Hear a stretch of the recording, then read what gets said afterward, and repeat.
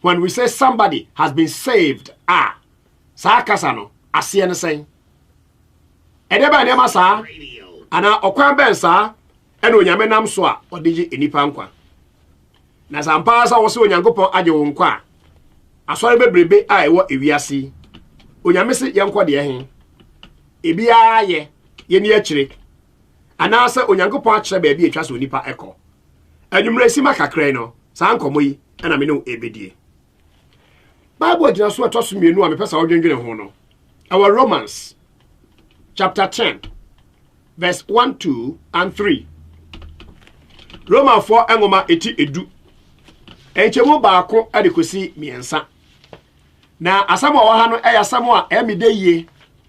Metu kwan ekọ oman bia so a. Na me call radio so na television so a. Sama nkotu sa Bible passage a me ho nwome. The reason tia mani je sa Bible gina so ene se Ghana for generally speaking ye yankrofo a ye pasori ko papa.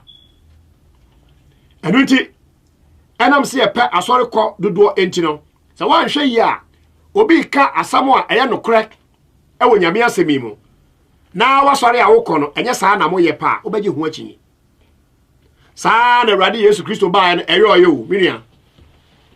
Yesu ba no enya akomfo ene magicians. Ene wo mni Yesu etwe. Okay, kan Matthew, Mark, Luke and John. Ebra Awurade Yesu ba asase so no. Enkrofo ene ne twe manso pa eye asore mpanimfo. Farisifo, Sadduceefo, Jewfo, asofo empanimfo. Ene atwerofo no. Na otena sibisa won se na we de na nkase ne sen. Asofo ya mo se mo ye Nyankopon asofo. Na so Nyankopon soma ne ba so omra no meka nyamesam a na mo ne crash sen. But that is exactly what you see in the scriptures.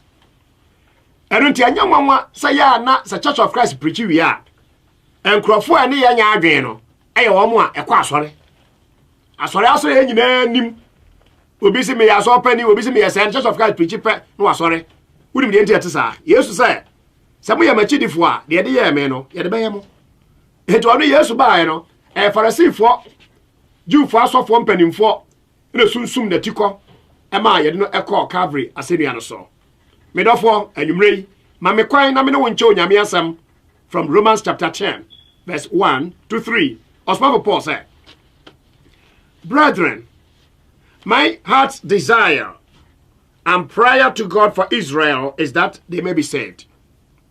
For I bear them witness that they have a zeal for God, but not according to knowledge."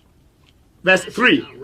"For they, being ignorant of God's righteousness, and seeking to establish their own righteousness, have not submitted to the righteousness of God." Romans chapter 10, verse 1 to 3.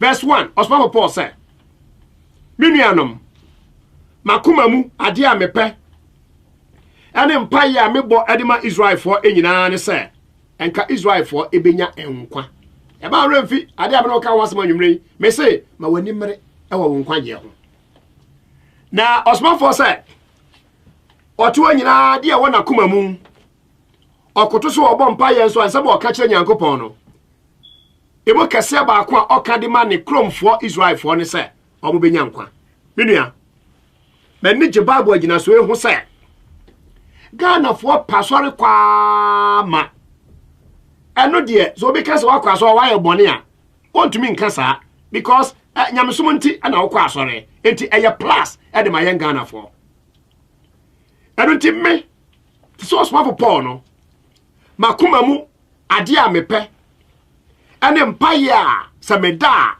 me bo ade ma Ghana ni bia ne se enkenso e benya nkwa se na Paul ebo ede ma ni nuanim Israel for no Israel for mu ne nkrofo Nyankopon ayimo mo ne nkrofo Nyankopon de ne mransem du ene hosom ema mo na den na fe na Paul obebo mpa yese Israel for menya nkwa asem bia ba na sa na tie se na se Ghana for epe asore kosa de America ya obi be se enkade ebiemu na so Paul said and I menso make catch all said Ghana nie a wutie me You need to be saved.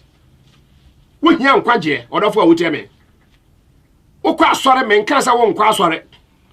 Nebo me no kasa fa salvation ho. We no ade e friend sa. Awre ho papa.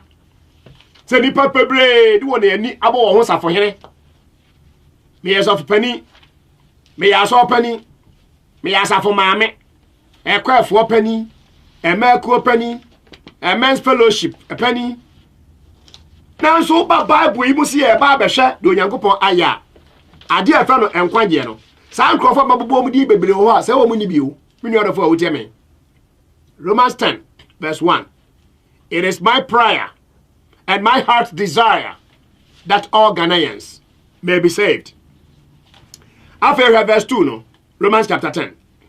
Paul said, Odi adanse ewo Israel fo ne ho se Omo wo ahokeka ewo onyamesom epa eho ana onyankopon na so omo ahokeka no omo ni ewo nimide ekwanso.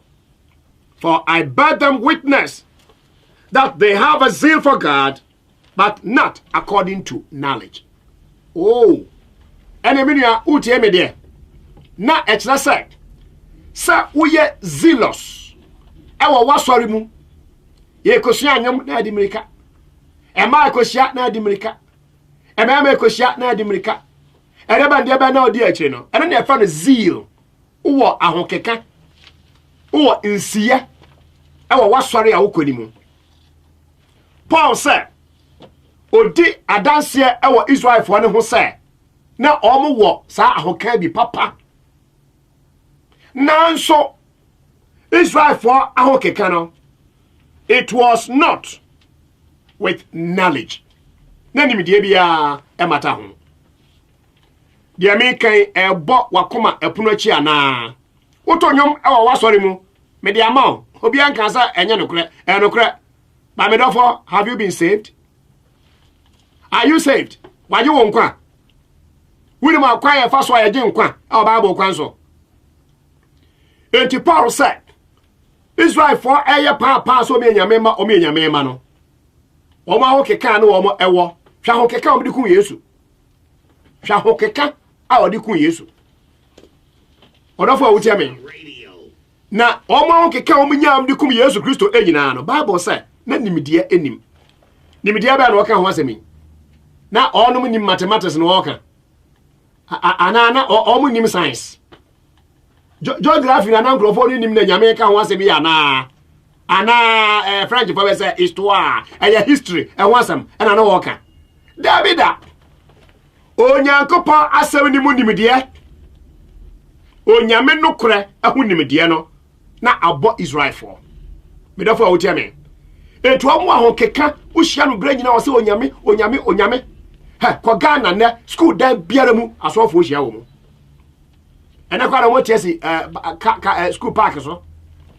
School park bia bedu so biara na abrante bi ache maba wa ne mrante bi ya di asem o se e bo mpaye empire no ne ya no odafo wutie me enti zeal na nkrofo ne wa won so mde sum Nyankopon no eye zeal hunu nimidie bia anim obisa no ba bia tumi ewa otumi ncho ba bia tumi no ewo odafo wutie me ade biara ewo ewiase emrada ho ade biara ewo wiase no enhyehyɛ da ho sa wo ye Ghana ni me ntumeka emfa kakra sa na yasan ye chiaba ena no na me wo Toronto Canada ena ye mampani na Akufo-Addo eba ho na meka enkrofo a ye ma wo ekwatie no na sam obeka no ebi ho na obi bisa na Akufo-Addo question ewo Toronto say nana wo ba no na wo say NDC for bebre ediska ti so ba wo ba chiwo mo agum no mo huru za ehwade aye pene ho wo ba ye enfie nan na eba yo munchi wo bia na adan na mo yesa edafo awuti ame anu yi aye mampani ade maaye no mani soy se na no ana me no echa no nedai na me de abetiasi Bible mu ade akasem bia kire ho eho no mampani eka kira Ghana fo a ewo Canada no se wo mu nyai saa chinutum no na chinutum bia wo wiase bia no emra da ho wontumi nsore na wo sore ana papa na okoro obi fie se na wo ye ndisi ni na misusu se na wadi sika enti machewo ye nya no saa ye ma pani si so se me ye lawyer ni enti mentumi nye saa se na mo keka no mentumi nye na mom ansa ye beche obi atomo no ye de na fa emra kwanso ama ye no fa emra kwanso no emra no odi ama ye hu se nipa no odi fo eno ansa na ye betumi ache sa nipa na atomo oh and I make a choice me no man panino e ya adwen papa na mom on the lighter side no what was that density e bra no mo ye campaign no MPP na no den e dey fa ni zeal no ye be chuo mu agum wo do ano e do nwera ebi wo ye mfa ya no enchi obi ngum e ba ni ye saa asam no a esie no NDC for e bra bi a o man pani kufo ko ye no saa na NDC for so ye o mo diska afede onipa biara NDC for che no free MPP we no kojina court bia okwa no wadibem ye fa bibi rule of law me do for wuti me ene sa wo ye dede e wade bi ho a eno nkyira se eno ano no ti se binuanom Pentecostals ene binuanom charismatic for a wakwa sori e wo ma nipa aso nkwa didi ye dede sa zu se e be dede na wo ye no ene e fa no nkwaje eno de eye zeal bi na aba umu Osman Paul said zeal na Israel for ewo no it was not according to knowledge mini other for what me na enchebo miensa edemi kwa awieye e Romans chapter 10 emu no ti asem ni yo Osman Paul said ade Israel for no yo ya no mudi for no enie for they being ignorant of God's righteousness and seeking to establish their own righteousness, have not submitted to the righteousness of God. Romans, I mean, usiano, tieni ye, na wa misunderstand even the reading. What say? Jew for no dia no mudi for when say they were ignorant of God's righteousness. O nyankopon dia nyame fa ne trene yankasa no, na Israel for no nim. Even though they had the 10 commandments, and ya honsom no, they didn't know the righteousness of God. And I was saying, they made an attempt to manufacture their own righteousness. Many other for what you mean? Omo fa omo kwam so omo abie trene kwan bi de nyame aka no wa prato nchen ti afi de ono a establish ono an righteousness ne trene sa papa na asi e wo de wiase mu ye be sha sei hwenkoma na anuanum edie Bible e can clearly say oba de me ma no kwan say onkyerɛkyerɛ anase oni obarema so na mom onye ko enti me pesa emerima ebo mpaye e wo ma nyina e man sa ehote a akyinye ana abufo biara enimu de yamisa ba kanie oni pase Yesu hu ye no ana entomadani mo paye mienu entomadani mo paye mienu de a ene ene oba etumi preach na wo ni Yesu no kwa ne anyunu nie orofo wo tie me nature say what set aside the righteousness of God and now you are making an attempt to establish your own righteousness because we are ignorant of God's righteousness. Orofo wo tie me and God's righteousness can be found only in the Holy Scriptures.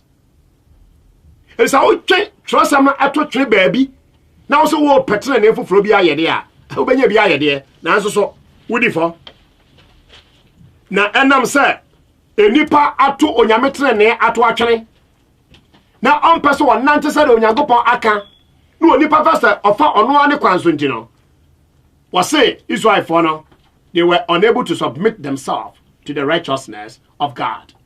Minu therefore Bible just so me dia ma wei dwen ho awiane anajo isa sa nwumre sama me no woka no enam sa kwan so pepepe na me no de kasa de di ka akraba mbisa ose se ya ka enkwaje no a ye beda ne anyankwa e wo wiase na hwan so ene enam ene yetumi anya enkwaje de me ka de mu bebre mo ne ba ya adwen mu bebre ba je ho na de sa ye kwa nim se pe afena udwane efi de nyamesam e ka no. Acts chapter 4 verse 12. Asoma for enwuma eti enan enchemo a eya edumienu no. O say, nor is there salvation in any other, for there is no other name under heaven given among men by which we must be saved. Eti foforo bia ni ho a onyankopon de ama e wo nipa mu. Say anyi onipa nkwa wom. Oni adofo a wotiamen. Agi yewura Yesu Kristo edin no nko a. Enti yewo so many religious organizations and we wiase. Nanso Kristo for the ahoden akasa emphatically say yewurade Yesu Kristo nko a no onyankopon nam ne so na obeji enipa enkwa. Sir, what? John 3:16. Probably the cheapest passage in the Bible. Na sade onyankopon do ewiase nie. Sa ode ne ba owo no kro no emaaye. Na obiara obaji no adie no anyira. Na sa nipa no obenya da nkwa. Enti ye Church of Christ no a. Ye dwuma ene se ye ma Awurade Yesu Kristo ebeye relevant awo abrabom. Who accept the Christship and the Lordship of the Lord Jesus. Ediba wa brabom. Es Awurade Yesu said, I am the way, the truth, and the life. No man goes to the Father unless by me. Mene ekwano no kurano ane enkwano. Ada samehwa obi ntumi nkọ agya ne nkyɛn. Agese onami Yesu so. Way very very ambiguous. Claim na Awurade Yesu eklem wa ha no. Enye nkwala claim. Osom bebrebe wo wiase a nipa de wo ho ahyem denden de wo wiase. Ewo zeal a wodidi sa osom ahoro na chiri nyina no. Yesu hwɛ. Abusuafo aze de mudi agro bi sa no. Mene ekwan no. Mene nokura no. Na mene enkwa no. Mene ekwan no, the embodiment of God's way. Mene nokura no, the embodiment of God's truth. Mene enkwa no, the embodiment of life. Life ankasa. Mene adofo awutia me. Enti misisu chira na nwumre ise. Sa wo so wo pe nkwa gye de ama okra de a. Hwehwe owura Yesu Kristo no na chira kwan. Isa se onipa ba no ebai. Sa obehwehwe na wabegye nia wayira. Awurade Yesu eba asase so ampara. Nipa bebre afakwa bebre so. Ebe so omo kire se Yesu kura da bre wa ama. Odofo wotie me. Maramfo Abraham be Moshe. Minim Germany se Abraham Biscuit se wotie me amem wadwo. Minim so wadamfo pa ne Abraham. Na Moshe de mayie. Abraham Timber catch now say Jesus Christ never existed.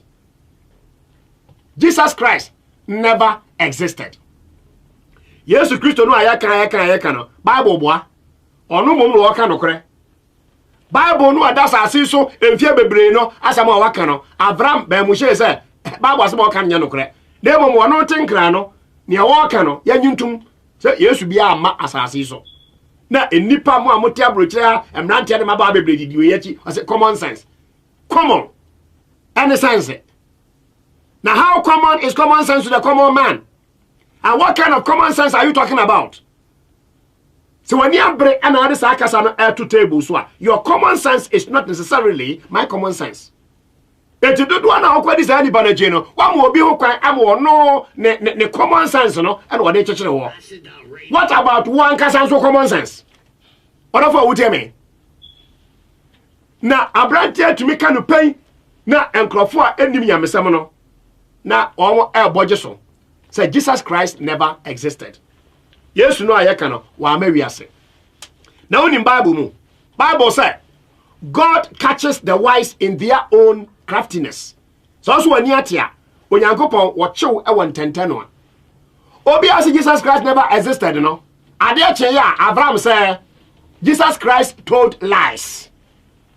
Yesu Kristo odi atro obi a won ma wiase da why den odi atro akwa wuso oni ho wa ama no obi a wa ama de he den odi atro enti de wo kan edi kan no en de to so mienu no de he na yemfa mini adafo a wotia me Onyankopon soma ne ba Yesu Kristo ba ewiase se omra no magi yenkwa se Belgium ha na awo or Netherlands or France United Kingdom Italy and as Germany and awa Jewfo atwa enkura me kan nyina ho hia Jew ni ban and wo deny the fact to say Jesus Christ e bai wo mo gitum say Yesu ba ne mo wo nyini ni sada Jew ni bia e kire wo mo gi say Yesu Kristo ba wiase aba ye na dwuma say the Bible aka no na emom so ya Messiah no de wo boa Jewfo stance no mini other for wutia me it is also when Yesu Kristo ni a wo de atena ho ne emfa ensam bi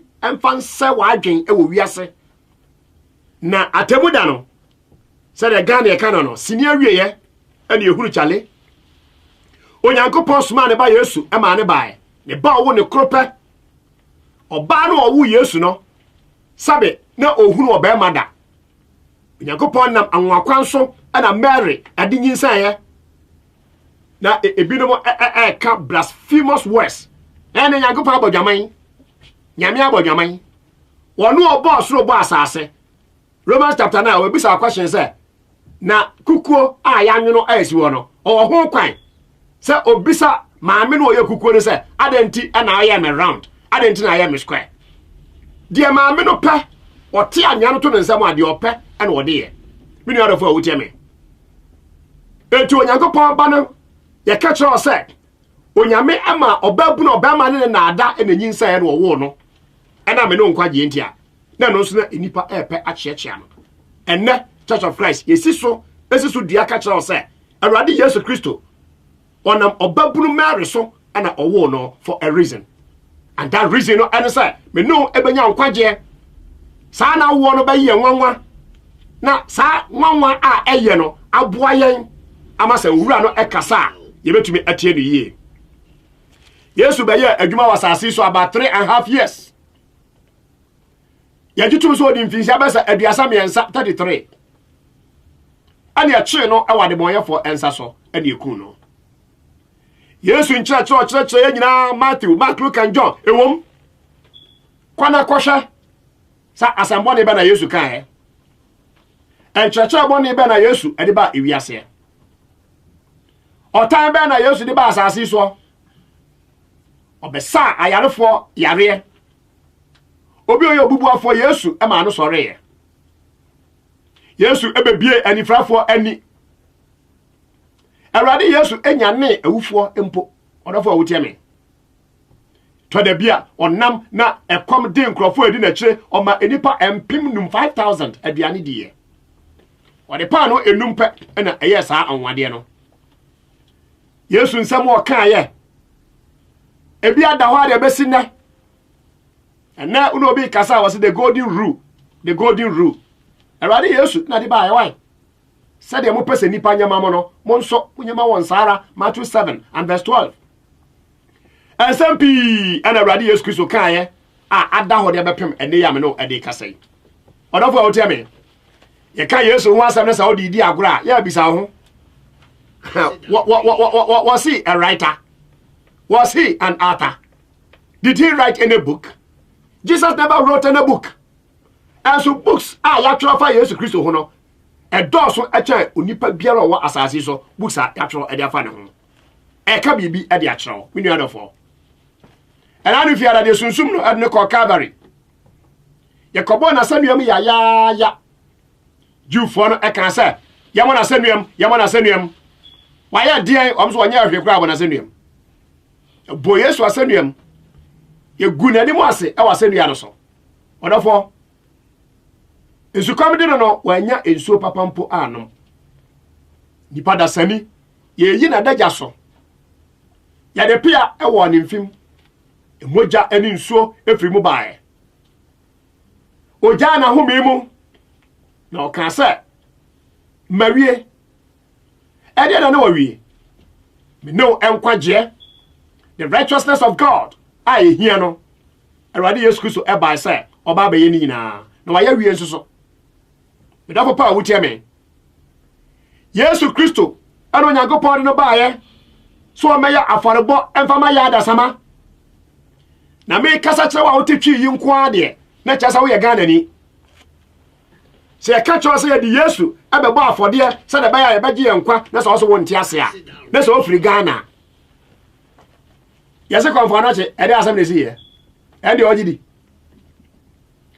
konfana che ana okọ Kumasi ji ya wale dade abisi ho wo twa o efiri ho ya twa obi antume ntwe bimsa question true or false ene wote kokoso otumfo asante hene ote sikadwa kofi so sikadwa kofi no konfana che ene wo kom ya ena efiri soro ene baaye eno no anansesam ana enokre odofo wote me na sa ojitum se wenum nyina ya no kware ni e ka cho se Yesu ba obeya miracles ene ade a wo se ano de enya no kware wo yo nipa soronko odofo pa wote me na wonte sa abakosam no sana natwene bu akodua okonfa no che ese wo pe aforebo obi a wode ne tiri abeje akyereba sana be ya asanteman ebetumi agina na ebeye kingdom kese baako yabakosam se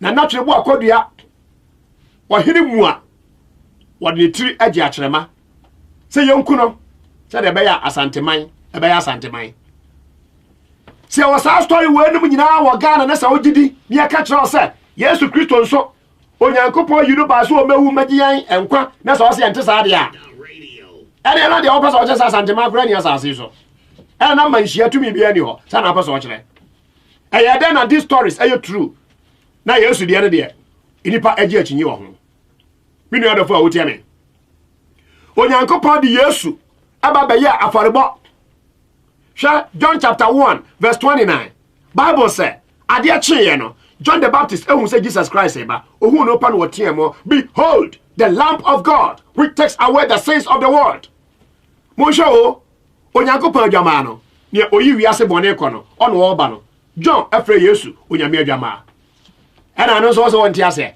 traditional African religion solidifies this position of the Bible say aforebo say obeti krom na so okofa musuo ade ba kroni mu a depending on the gravity of musuo kro okofa baaye no eno hu musuo ane yie oh say musuo na nya de bia eye too much bia ye dikosua etumi yi musuo x emu odu kakra afede ye pa akokɔ no ankasa na yakum akokɔ na ye de yi musuo eno free one na say musuo no ano odin a afede yakum odwan eno so kwa Ghana himfi ese odwan fufuo a otu adua ada ne mpo odua tuntum odafo a wotie me Bible say men kan Jesus Awurade Yesu Kristo aba ewiase a wanye bone da 1 Peter chapter 1 and verse 21 Yesu Kristo anye bone da odwan fita otu adua no ewo nyame anim so o mewu anye yan adasama nkwa me ne obone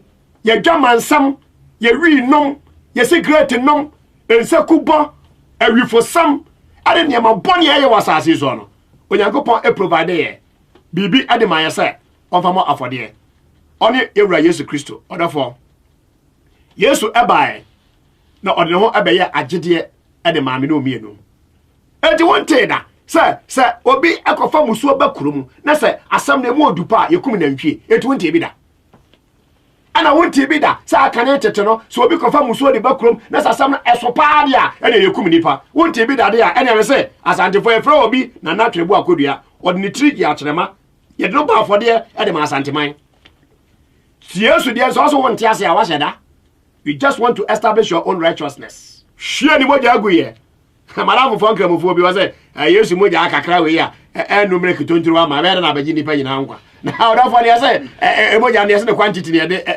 yesa rabi moja efretete abosonsomfo abrasumpo ne adi moja ene srade na be wura Bible ni mu a Hebrews chapter 9 verse 22 wase hwe na nka me ye ne se enema nyina ene wadi moja te ho sade emra no ese na se emoja ahwe amu a bone fa chanso so emma Order for Uteme. Religions, I would wear what we are saying, Nipa Bobodino, or Muwine, and Utimi Cassa, or the Moja, Abagain, apart from a ready Jesus Christo. So, yes, we our semi answer. She any Moja, Egui, Ademaye. Said the Baya Minu to me and young Quadia.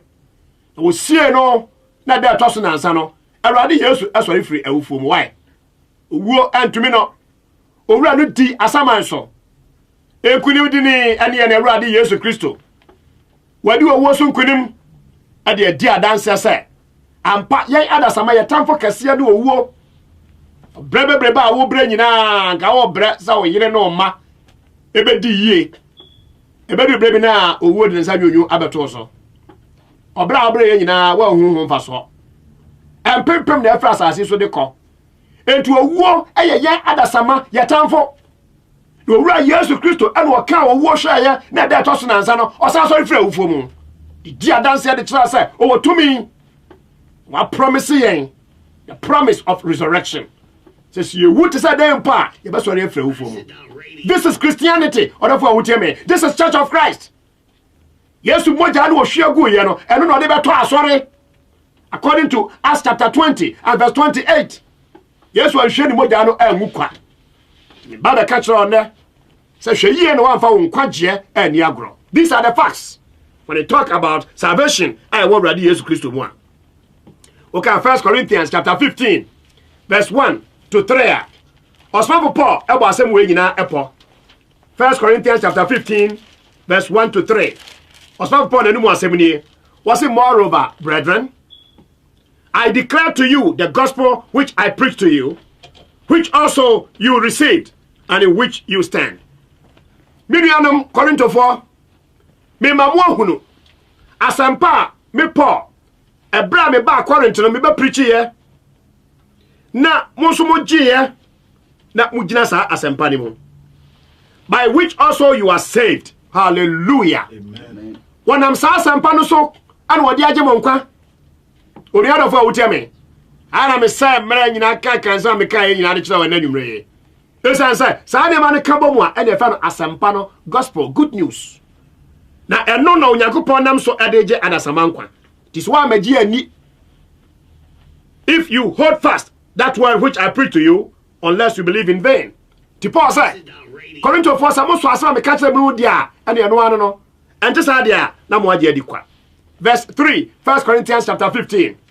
For I delivered to you first of all that which I also received, that Christ died for our sins according to the scriptures. Verse 4, and that he was buried, and that he rose again the third day according to the scriptures. Hallelujah. Amen. What is the gospel of Christ? Ye can say yes was empa any Paul adanedi wa ha. 1 Corinthians chapter 15 verse 1 to 4 said, the gospel of Christ no ejinoma the death, burial and the resurrection of Christ. Yesu ni wo ni sie ani wusore and the jina ho edima Yesu asempa. And no any the assurance awu Nyankopon de amaye adasama. Ye no necessary jina mu sa ye de pe enkwagye de amaye kra. Etu owura no wa na famu de awie. Ba mi sa asase mu yi ansa na yakọ. Na enkwagye wo Yesu mu no, how do I tap it? Okwan benso ana me metumi anya chefa ewo Awurade Yesu Kristo enkwagye so oba bewu ye sie no na da toso na ansa owura no esori fra wufo mu no. Me ye dan na manyankwa ewo Yesu mu. Mini oda fa wotia me. Afi ma me ka se binchro. Sa maka che ona dwumre se hweyie ado wa ma osofo obi amfa wo nkwagye ani agro. Why? Isa say etire ye preno mako. Enna asamo aba no say osofo nyakwa better radio station say da metie no preach wi a. Oka ni nsem nyina ewi a. Wo say asamo ameka yi say wagye didi a ene empire me bebo yi body machi. Na ye fa no the sinner's prayer. Etimumu pi ho no mo ane wutie me a. Who claims how ye Christo ni ene? Ekwa ya honam so ade be ye Christo ni say you said the sinner's prayer. Me therefore, do you see say what try so be replace the righteousness of God with your own righteousness? deɛ Paul kan wɔ Romans 10 no mempa mu nkankyerɛ Ghana fo a mote Europe ha nyinaa so na monte sɛ Bible mu bibie ni we fa the sinner's prayer asofo ne boa wo mo boa bibie ni ho se so obi be pe nkwagye e wo Awurade Yesu Kristo mu a yesi bompa ye bi na abo sa mpa ye no a eno na be ma wo benya enkwa e de mpa ye na ye mo nso a na osofo na abonitirim e na wo ka se bi o enye se quotation bi o Bible e na wo kenkan wono abonitirim me dan o so asiama na unim Bible da ubo base di akire me dan o so asiama ena dai no dai me fa Yesu Kristo sa me kra agye nkwa so me kra agye wo sesotro wo sa akwa we say Bible no ada ho no a enipa di ka ba ya Kristofo no sansem we na nipa kan no de benya nkwa oni adofo a wutie me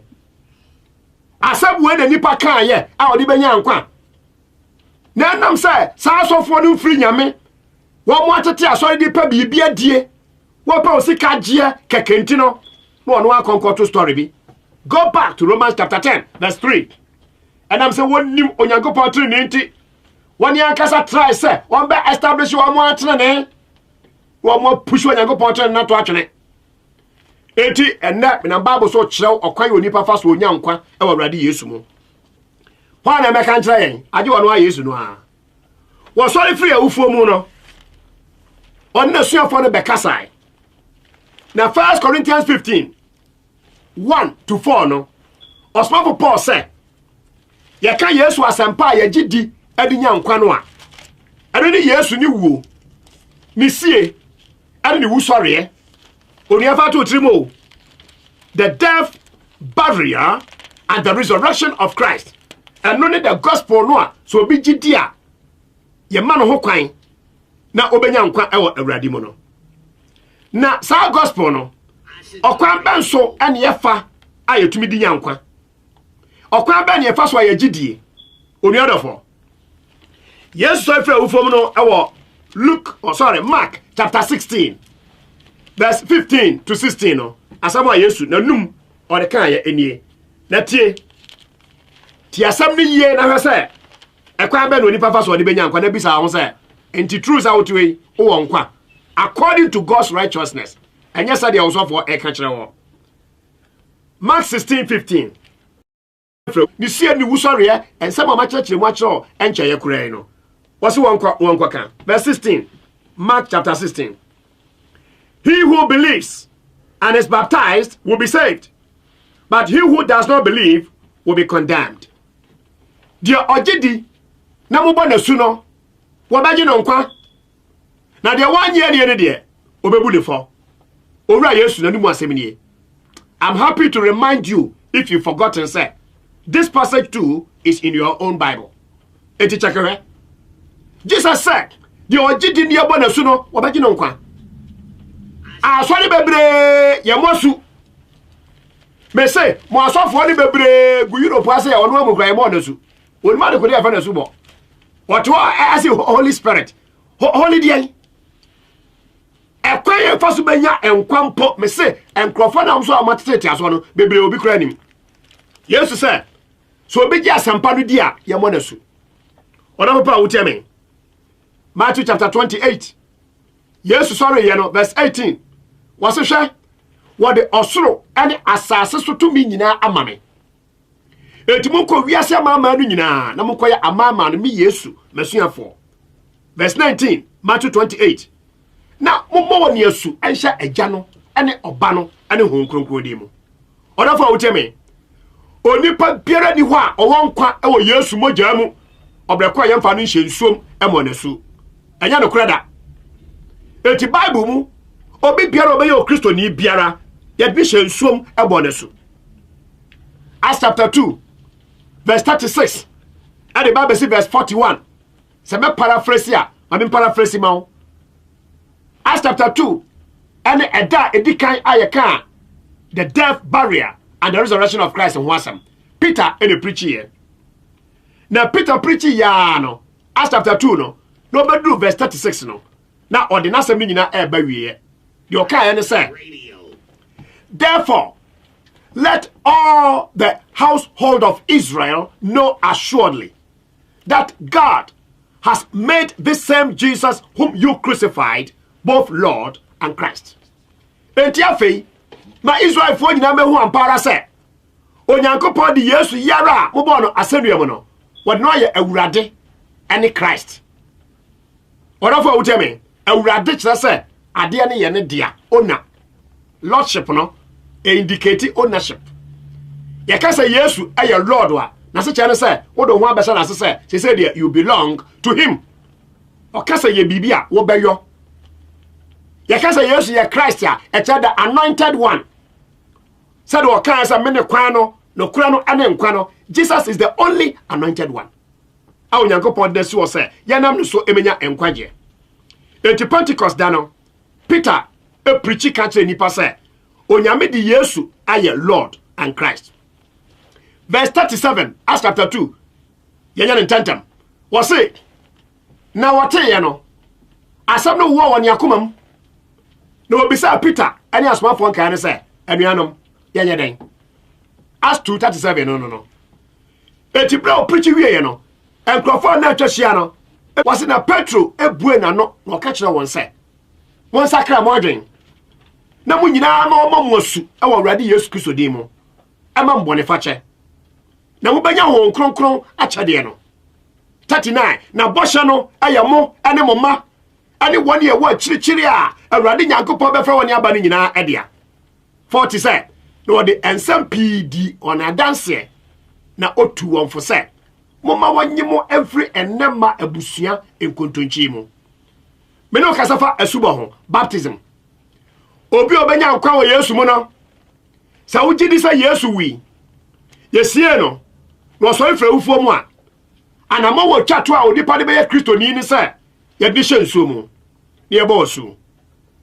Enti Pentecost da no Peter e ka kira nkrofo abisa se yenye da ne enyankwa ne se. Mo sakra mo adwe ewu. Na mo makwan e ma ye mo osu. Ada na wo osu. Odofo a wotie me. Na asubo no so wo bobi nso a wo bo ne sen. Mini odofo. Verse 41 say, Ena wani a wade anije aje Petro asam no wa mo ma kwan e ma ye bo woni asu na eda no ara wade akra be empem miensa e na be ka asomafo ne ho ori adofo a wotie me na cha say Acts chapter 2 verse 41 say wa mo ye bo wo mo asu no wa mo na be ye Christopher no wa mo ne church no wa mo ne Christians no. Because verse 42 said, and they continue steadfastly in the apostles' doctrine. And here for no, the baptized ones, the saved ones, the believers, the church, the Christians. We don't know what you mean. And your subo, when I'm a subo so, and what did you nipa about Christianity mu? Was the Church of Christ for say subo? Na Bible no me na mtro or therefore me try Bible mu. Ni Bible no aka and I me try adu agina so. Mini other for what you mean. Check. Osman Paul. A trey. Obey Osman Paul kese o Christianity mu no. Ebra Yesu ti ase na Paul. Na onka Yesu Osman for ne ho. A trey. Ana onam Damascus ekwan so a. Waso akwache Christopher bi kura ma yakuo mu. Ana Yesu de ne nsa ebo no pa. Na ebra Osman Paul. Ani Awurade Yesu Kristo ehia mpuni mpu no. Wano Paul nso so ansa na obetuma ba na adwuma biara awo Awurade mo no ye ka kire ne se etwase ebo na su e wo Bible ni mu Acts chapter 22 verse number 16 was it, and now why are you waiting? Arise and be baptized and wash away your sins, calling on the name of the Lord. Hallelujah. Amen. Paul no. Now Paul, I don't know if I said you would delay time. Sorry, oh, I'm your mosu. I will grow bonny. Yesu, I do nipa bonny channel. There was only Christonia on a suboso. And what do nipa bonny or the channel. Tia catcher Paul said, one sorry me a monasu. Now all the bonny, now onya quay, and more eradiding. Onya, my find out and then you may say, say I can't a subo and one someone. Greek Cassandra Bible woman, a subono, what found bapto, bapto no asekyerɛ say ye do ahye bibim ama de kodie no akata wo ho enti Greek verb a ofan baptizo no akyerɛ say I am immersing, I am submerging, I am dipping something inside something. Me the bibi ahye bibi mu. Enti baptizo means I am immersing. Me the obi ahye de ni mu. Ura Yesu no ade na chi no ye bo na su. E wore ba Jordan mu. Asam ye wo mo ahina be so a wo se eh na mo nkọ Jordan ye nkọ bo mo so e me nkọ ho bia. Me nkọ ho, me mfiri ho. Yeah, no, nya ho de se ye go bo so. John chapter 3. Bible di adanse say so wamfa ensuo ane honhom anwo obi a. Ontumi nhye onyame ahinim. Wankasa me nso me nkọ river Jordan mu. Ne mo se ensuo de ba bia ensuo ho. Me da papa wo tie me. Now John chapter 3 no verse 23. Was it even John the Baptist? Abraham Obaye no. He was baptizing in Ainon near Salim because there was much water. Now John the Baptist ebon krofosu ewo Anen ebe krobi of Salim. Esan say na ensuo pi ewo ho. Ye di nsuo e na bosu. Ye do nipa ehye nsuom ana onyankopon nam nadom so wagye no enkwa. Bebe amadre de bigina kakra na say ebia wo bibia wo de beba watumi ade aba.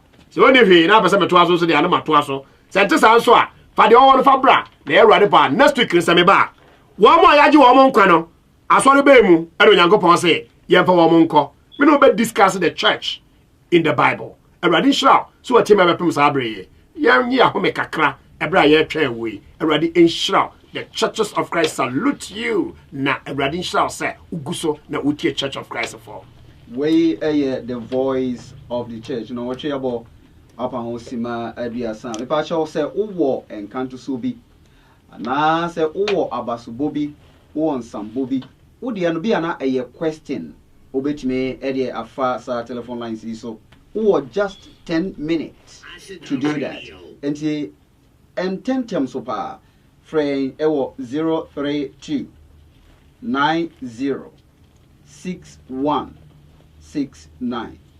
032906169 and 032949081 032949081 uhu professor ache ono a na ewo ha no obetimi asem bia owa ha wo na etete wo efa enkwagye eho ne watie eni nia professor ede amount sisia no bilbi kire wadwene a bo modern na efremi sisia 032906169 ana 032949081 ana won sambo bia wo pese wo kan se professor aha no de na ye mede pa enti aya san boho ebiewu na obetumi aba wa owo Facebook no so obetumi edo de afa Facebook edi amame ba preferably say ofre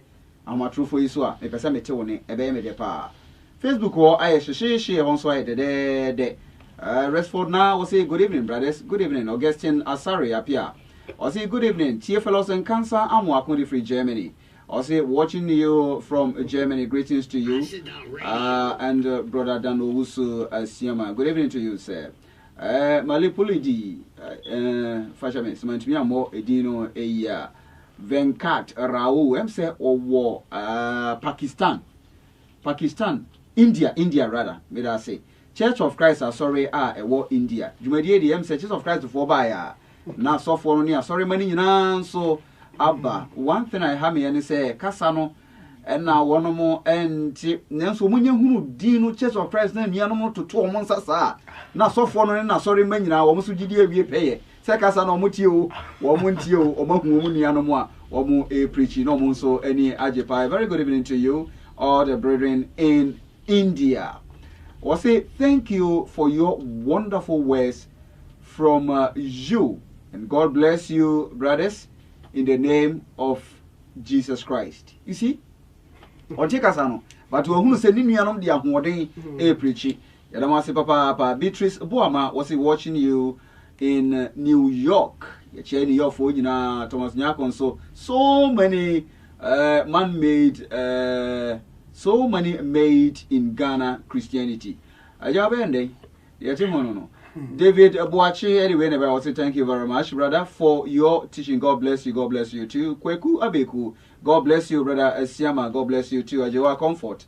Anyway, every Amsterdam Church of Christ, and a very good evening to you, brother. Watching you live. That's Papa. Samuel Amono was I'm watching you live from Qatar.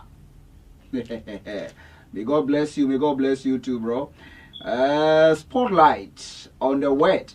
University for Nodra.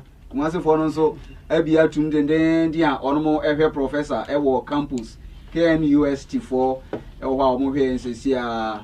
Almost say great work. God bless you.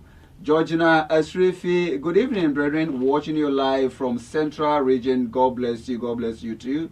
Kwabna said there was so Tete Nicholas. Good evening, brothers. Watching you live from Ashamai. Ashamai is saying, "Yachia Ashamai for Nina Shila Awuku." As you wait yet, many here come already. The way man means some bo, and I'm the mountain some bo pra. And our anti justice aqua. Good work, brother Dan.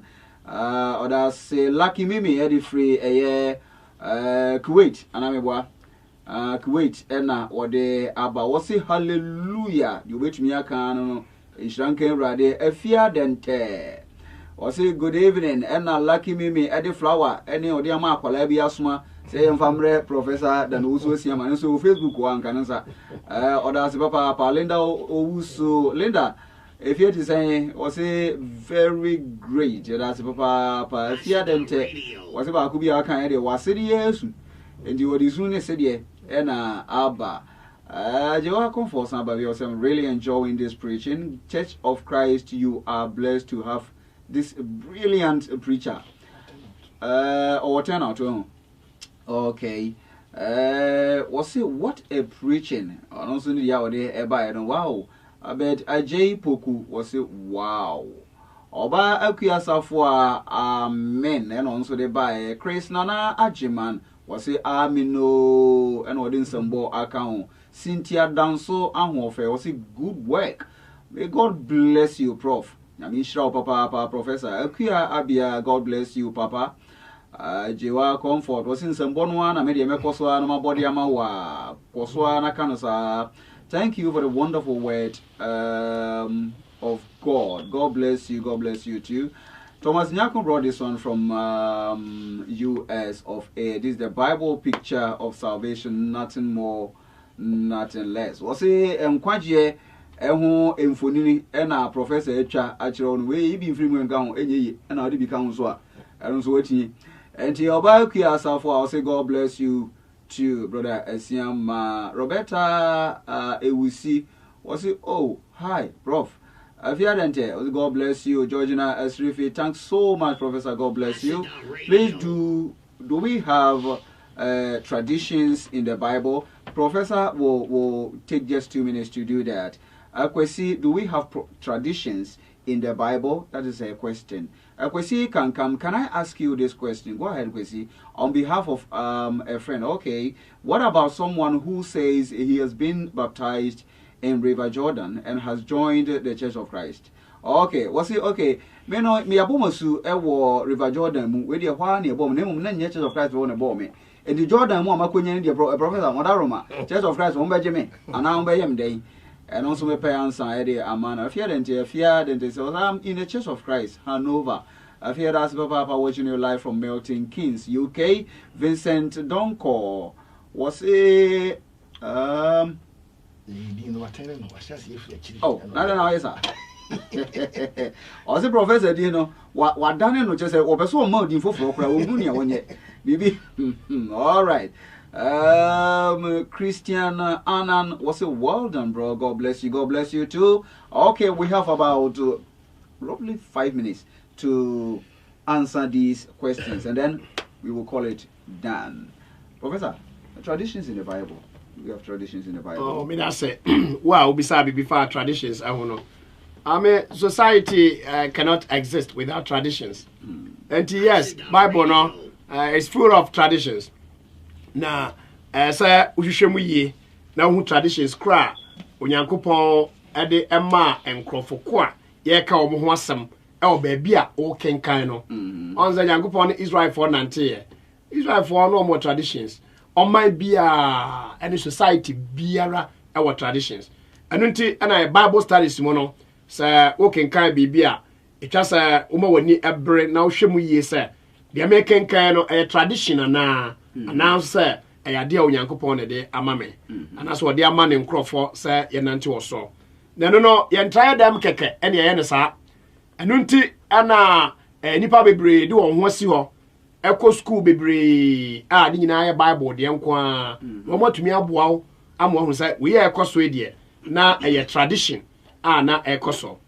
For example, unim say 1 Corinthians chapter 11 okasa efa ema say omonkata omutiri so no ema nkrofo bebre e de ye ayi dendenden say obia ye Kristo ni ba bia atwase na be oboduku na ode enam serade boa na sada foforo bi ekwan ba mu e betumi a kyerɛkyerɛ mu e de akyerɛw eno say no na eye pure tradition na ewo the city of Corinth nemum enye say Kristofo nyina enkyerɛkyerɛ enana ye de ema enti ye wo tradition ahodo bebre ebra ye kye Awurade Yesu Kristo no na asuafo no aye scattered na Peter ekogina baabi na akwala bi kwa kan say papa wo ka ho no yegidi ekire say ade adi kan akwala no di hu ye no na Peter ne dressing aye part of tradition ekọ na ni mu ana akwala no be kan say o kasa ampo kire o kasa empo kire anu ntino say ye ka enipa asetena aye de atena wasase so ene societies families ene clans the brofuka krakam ye fa no anthropology no emu a wontumi enyi tradition emfiri enipakuo bia mu da ente menu adofo obisa question no o question ye simple ti mamenka no simple say ane ye what traditions ahoro bebre and our Bible ni mo na twasa will take you time and what to me identify omo hwiye and a one ko mistake onyame asam amfa anko ye tradition no amfa tradition so anko ye onyame asam me de ba wie ya Mark chapter 7 verse 7 Awurade Yesu Kristo aka kire na chidifo no Farisifo no say mo se muhunu Onyankopon asem a na mo amane afiri onyame asem ne ho sade ebeye a mo bedi mo traditions eso enti ehodi adanse pefe de kire say ampara ebra na Yesu ti ase no na traditions ewo ho Mark chapter 7 and verse 7 now aka verse 9 no e de aka ho mienu ni nyina ekasa e de fa tradition.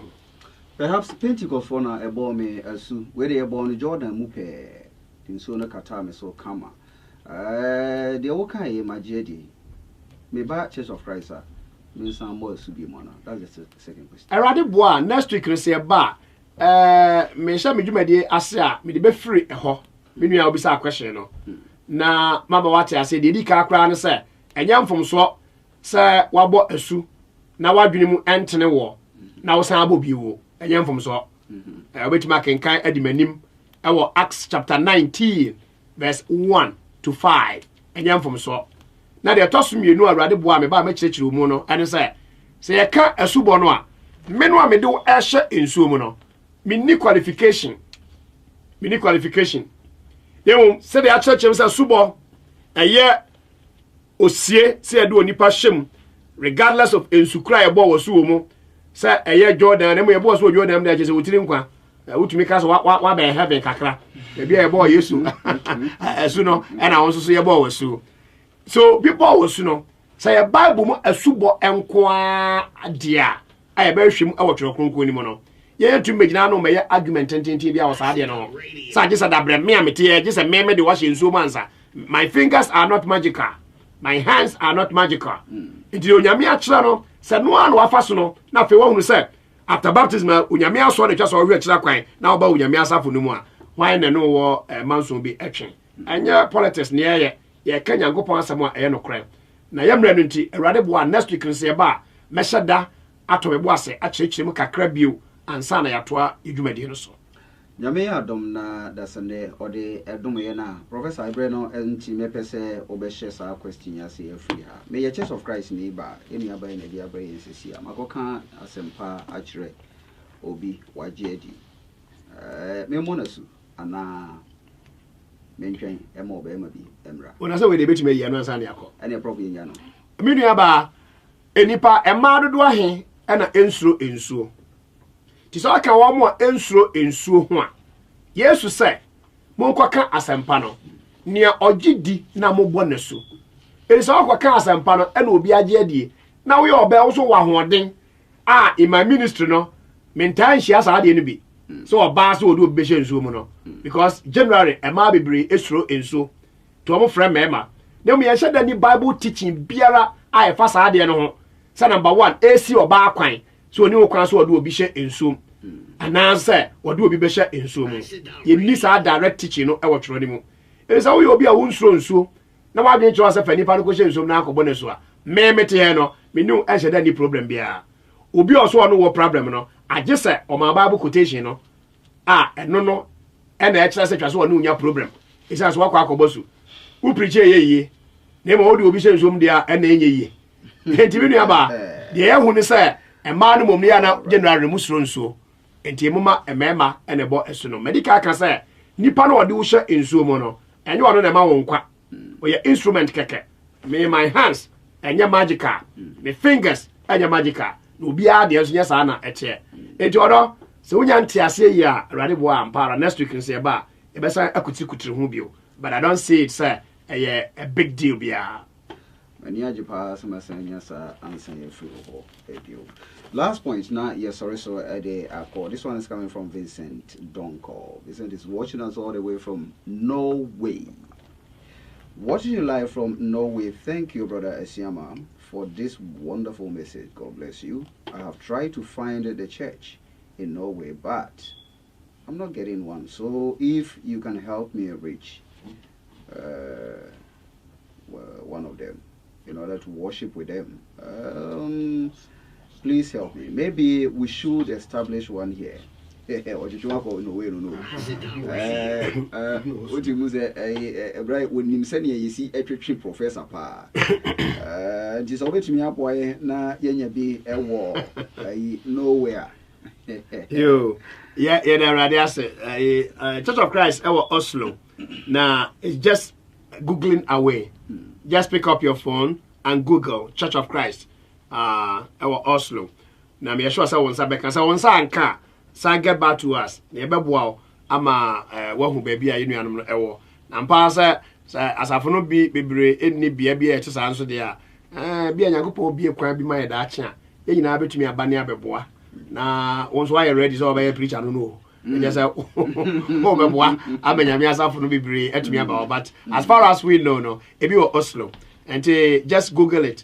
And who Google na se bia wonsa nka get back to us na yemwa erade Israel achefo ne ahwefo ne nyumbre ha na yedemo ebesi akua bia na di we by be ye next week osipool pool mosubo professor nyame ya adoma obeboa yin se swimming pool no na ta ho no ana me fa no kwota dim emu ne wo he na menyo yate nyame ya adoma da sende aha na professor Edemo Besha say every make how say Church of Christ sorry a war Antwerp na edi dwumadie ebrɛw ya de brɛw kwada bia anwumre nonso ɛresisi no motwe empamu memene da anopa yebeba mose anopa no motwe ene efa ede kosi nonkron ene efa donhwere baako yekwasi da eso no anwumre nonso ekokosi nonkron odofo make how say nyame ya adomo a memene da edi animu a eba ya hyiaen ewo Aseda Radio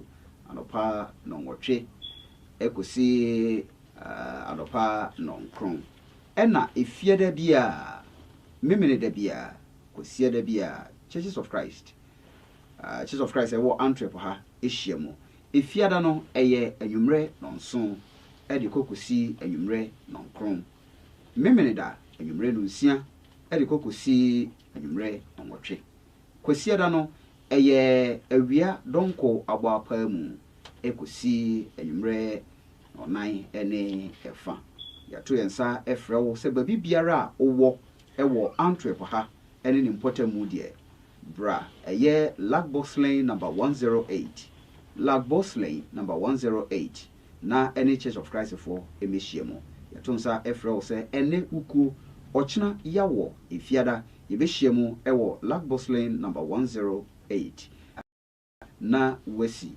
hwehwɛ 108 ɛhɔ ɛna Church of Christ for ehye mu anwumre yi de yɛde onyankopɔn egya mu na meka wo sɛ hyia yɛn wɔ ha efiada anwumre ɛna memene da enso kwasiada yɛbɛsan hyia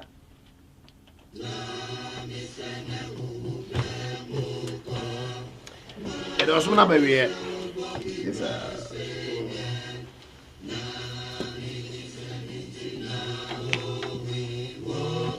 What do you have?